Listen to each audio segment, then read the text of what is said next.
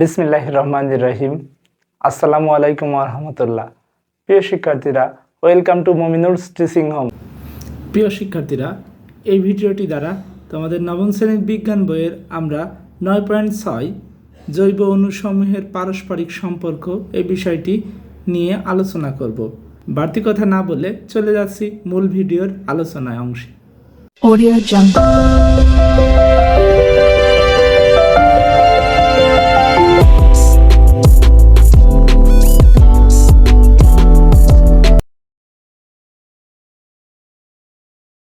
Thank you for watching.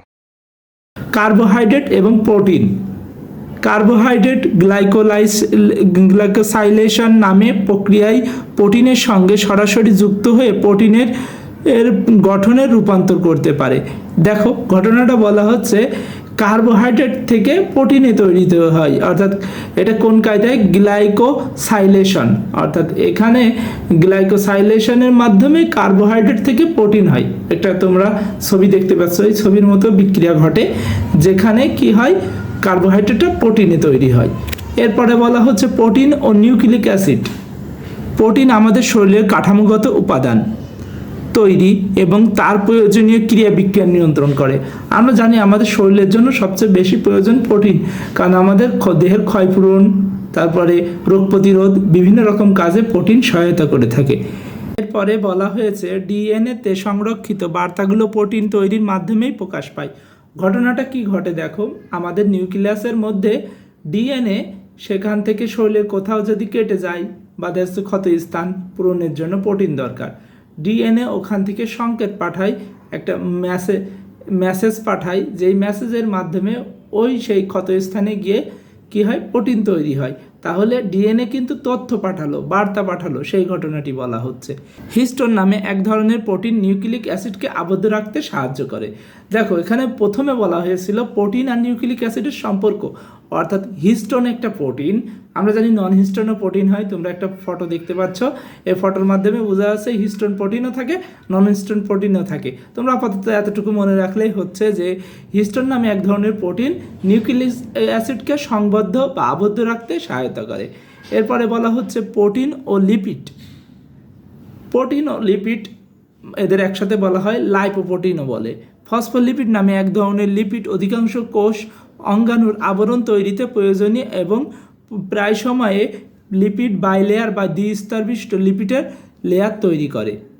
অর্থাৎ অধিকাংশ প্রাণীর দেহই তৈরি এই লিপিড আর প্রোটিন দ্বারা। এ কথাটা বলা হয়েছে। তোমরা যখন বড় ক্লাসে উঠবা আরও বেশি জানতে পারবা লিপিড আর প্রোটিনের প্রয়োজনীয়তা কতটুকু জীবদেহের জন্য। এরপরে বলা হচ্ছে এই লিপিড বাইলেয়ার প্রোটিন সংযুক্ত হয়ে একটি চ্যানেল বা রিসেপ্টর বা ট্রান্সপারেটারের সৃষ্টি করে মেমব্রেনের ভেতর দিয়ে বিভিন্ন ধরনের জৈব অণুর গমনাগমন পথ উন্মুক্ত করে দেয়। অর্থাৎ ঘটে কি জানো, একটা লিপিড আর একটা লিপিডের মাঝে যে বাইলেয়ার তৈরি হয়, অর্থাৎ দুইটা লিপিডের মাঝে যে ফাঁকা স্থানটা থাকে, সেই স্থানটা কিন্তু লিপিডের অংশে পূর্ণ থাকে।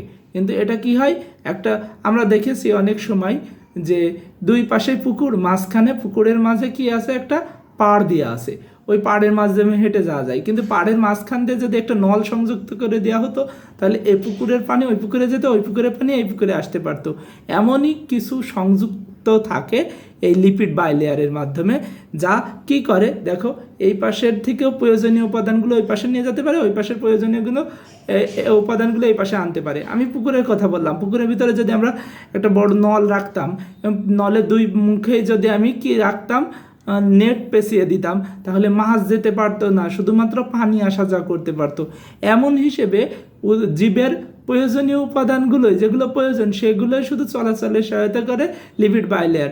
যেগুলো গেলে ক্ষতি হবে সেগুলো প্রয়োজনের লাগলেও কি হয় না, এক পাশ থেকে আরেক পাশে যায় না। শুধুমাত্র যেগুলো ক্ষতি হবে না জীবের, সেগুলোই এক পাশ থেকে এক পাশে অন্য পাশে যেতে পারে, যেমন পানি, খনিজ লবণ, এগুলো পরিবহনে সহায়তা করে এই বাইলেয়ার। যেহেতু এরা সাহায্য করছে তাই এদেরকে বলা হয় রিসেপ্টর বা ট্রান্সপারেটর। তোমরা নিশ্চয়ই বুঝতে পারছো জীবজগতের সচল রাখার জন্য জৈব অণুগুলো একে অন্যের সঙ্গে গভীরভাবে সম্পর্কযুক্ত।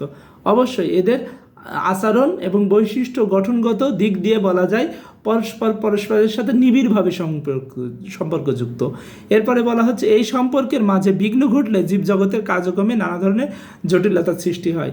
দেখো, সবগুলোর কাজ যেহেতু অনেক মিল আছে, তাই এদের গঠন, এদের আচার আচরণ, অন্যান্য বৈশিষ্ট্যগুলোর ভিতরে মিল থাকে এবং এদের পরিবর্তনে সমস্ত জীবজগতের কী আসতে পারে, উপর বিরূপ প্রভাব ঘটতে পারে। তাই এই বিষয়গুলো আমাদের জানা প্রয়োজন ছিল, তাই এই অধ্যায়ে আলোচনা করা হয়েছিল। এতটুকুই ছিল এই ভিডিওর মূল আলোচনা। তোমাদের যদি কারো এই ভিডিওর সম্পর্কে বা বিজ্ঞান বিষয়ক কোনো প্রশ্ন থাকে, কমেন্ট বক্সে প্রশ্ন করতে পারো। সকলের জন্য শুভকামনা রইল। ভালো থাকো, সুস্থ থাকো, মন দিয়ে পড়াশুনো করো।